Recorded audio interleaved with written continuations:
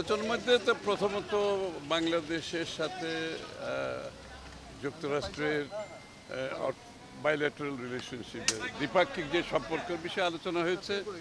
সেখানে ধরেন আপনার অর্থনীতিটা উঠে আসছে, ট্যারিফের বিষয়টা উঠে আসছে এবং ট্যারিফের বেলায় বাংলাদেশ কী চিন্তা করছে সেটা উঠে আসছে এবং আমরা বলেছি বাংলাদেশের পক্ষ থেকে আমাদেরকে এটা নিয়ে বসে আমরা সবাই মিলে ট্যারিফ কীভাবে অ্যাড্রেস করা যায়, ট্যারিফের ইস্যুটা, এবং এটা তো অ্যাড্রেস করতে হবে। আমাদেরকে ট্যারিফের বিষয়টাকে একটা মানে টলারেবল লিমিটের মধ্যে তো না আনলে আমাদের এক্সপোর্ট তো ক্ষতিগ্রস্ত হবে।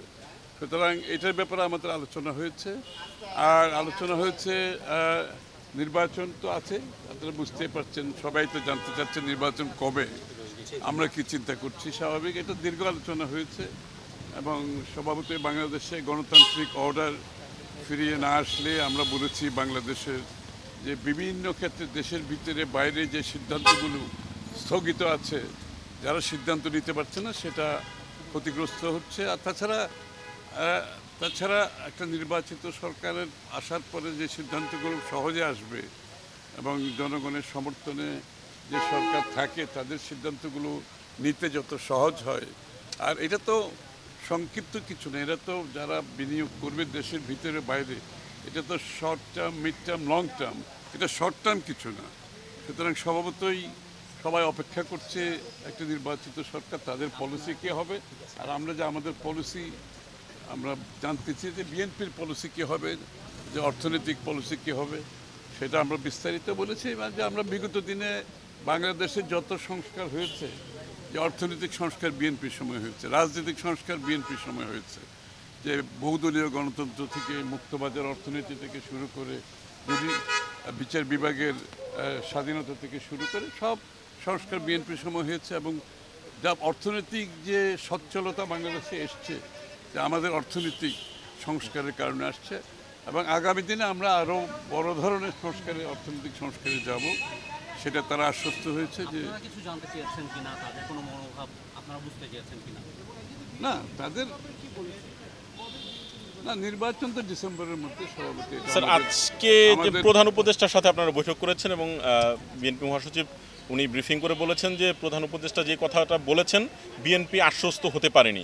এই বিষয়ে আমাদের আশ্বস্ত না হওয়ার বিষয় না, যে প্রধান উপদেষ্টা যে ডিসেম্বরের মধ্যে নির্বাচনের কথাটা বলেছিল আমরা সেটাকে রিপিট করেছি এবং আমরা বলেছি আসলে নির্বাচন ডিসেম্বরের আগেও হতে পারে।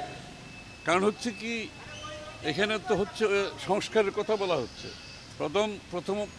প্রধান উপদেষ্টা নিজেই বলেছেন যেই সব বিষয়ে সংস্কারে ঐক্যমত হবে সেগুলো করা হবে। এটা তো খুব সহজ ব্যাপার। আমরা সকলে আমাদের প্রস্তাবগুলো জমা দিয়েছি, ওখানে যেই বিষয়গুলোকে যেই সংস্কারগুলো ঐক্যমত হবে সেটা তো আমরা 15-20 দিন, 1 মাসের মধ্যে করে ফেলতে পারি। এরপরে যে সনদের কথা বলছে, যদি ঐক্যমত হয় সনদে, যেখানে সেই সনদ সিগনেচার করা, এটা সই করার কোনো সময়ের ব্যাপার না। সুতরাং সব কিছু তখন তো নির্বাচনের রোড ম্যাপ না দেওয়ার কোনো কারণ তো নেই, কারণ এটা তো ওপেন এন্ডেড, একটা খোলা কিছু হতে পারে না। নির্বাচনের বিষয়টা, সংস্কারের বিষয়টা, এগুলো ওপেন এন্ডেড থাকার কোনো সুযোগ নেই। পক্ষ থেকে কোনো পরামর্শ বা কোনো চাহিদা কিছু তারা জানিয়েছে কিনা আপনাদের? না, ওই যে ট্যারিফের বিষয়ে তো তারা নিজেরাও, আমরা যেরকম সংখ্যার মধ্যে আছি, তারা তো বাংলাদেশ যুক্তরাষ্ট্রের যে অর্থনৈতিক সম্পর্কটা, তো এখানে তো কিছুটা ব্যাঘাত ঘটবে। এই জন্য আমরা কী করতে যাচ্ছি, যে বিএনপির পক্ষ থেকে আমরা যেটা চিন্তা করছি আমরা বলেছি এবং আমরা এটার উপর আরও কাজ করছি এবং আমাদের এটা আওয়ামী লীগের বিচার ওগুলো আলোচনা। স্যার, আমি একটা প্রশ্ন একটু অ্যাড করতে চাই, সেটা হলো জামাতের আমির বলেছেন যে আগামী রমজানের আগেই তারা নির্বাচন চান। রমজান সম্ভবত আগামী ফেব্রুয়ারি মাসের 20-21 তারিখে হবে এবং আপনাদের সময়টা হলো ডিসেম্বর।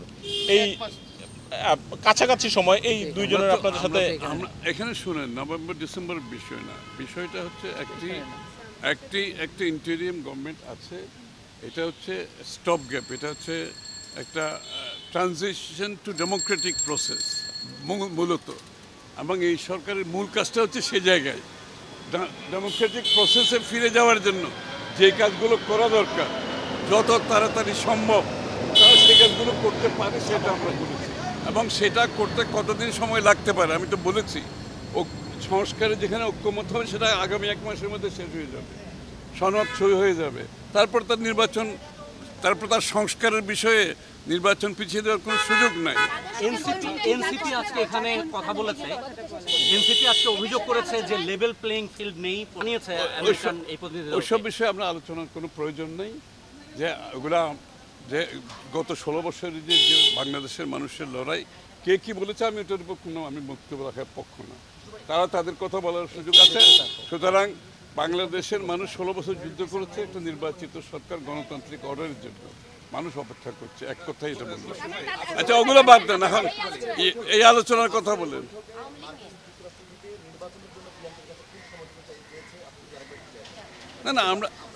না আমাদের পজিশনটা আমরা বারবার বলে যাচ্ছি, ডিসেম্বরের মধ্যে আমরা নির্বাচন চাই। এবং আমি যেটা একটু পরিষ্কার করে বলছি, যে কারণে যে সংস্কারের কথাটা বলা হচ্ছে সেটা আগামী 1 মাসের মধ্যে সমাধান করা সম্ভব।